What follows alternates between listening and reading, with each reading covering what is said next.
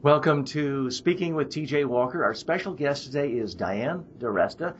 She is a longtime public speaking expert communications consultant.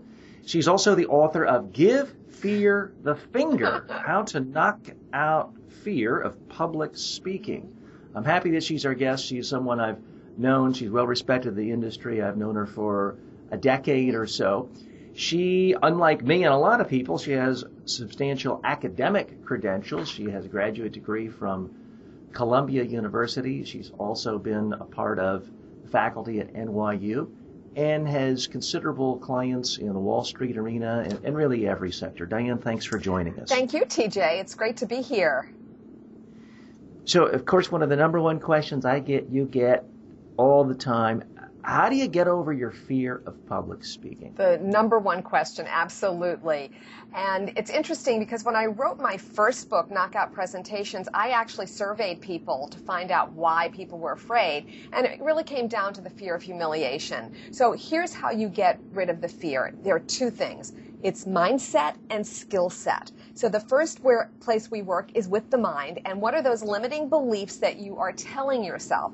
I know if somebody's very nervous that they are not present. They are living in the future and they are imagining all the things that can go wrong. So the first thing is managing your mind and coming into the present moment. And we do that through the breath. That is one of the best techniques to learn how to breathe because it slows down the physiology. The second thing is skill set.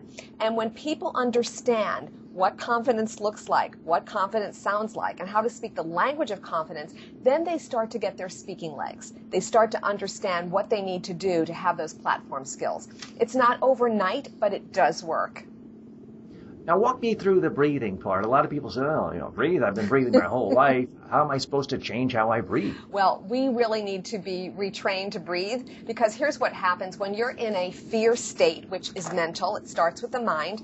Your physiology goes on full alert. And so your heart is racing and you're speaking fast. And so the best way to control that is to use your breath. So if you think of the neuroscience of it, you're in your lower brain, the fear brain, and so you need your cerebral cortex, your prefrontal cortex to take control. So simply by doing slower, deep breathing, you will slow down the physiology. So belly breathing and longer breathing. So it would look like this.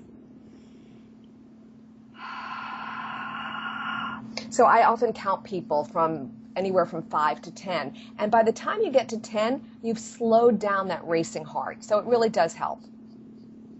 How do you get people over the hump of having so much fear they won't even watch a video of themselves speaking? I mean, for me, that's the number one tip I give people is if you're afraid of speaking, keep practicing on video until you like what you see. But if someone is afraid to even look at themselves, that doesn't really help. Yes, and you know what? I do have people who don't want to be videotaped and don't want to see themselves. And so you have to meet people where they are if you are a true coach. And that's where we do the inner work. We start talking about what that is about. I become their camera for them. So as long as they will start to practice in front of me, we take baby steps from sitting to then standing. And we talk through the fear. And then we get to a point where they can at least take that step. Again, it's a process, but it's trusting and letting them know that you are not going to let them fail. You hold their hand and you take them through the process. Well, I have to congratulate you for your diplomacy and tact, because I'll be honest, when I hear someone say they don't want to be videotaped, my response is, well, that's like telling a tennis coach, yeah, you want to learn tennis, but you're not going to go out on the court and hold a racket. Yes. I lose patience with them. I know, but it's fear, so you have to meet with them where they are.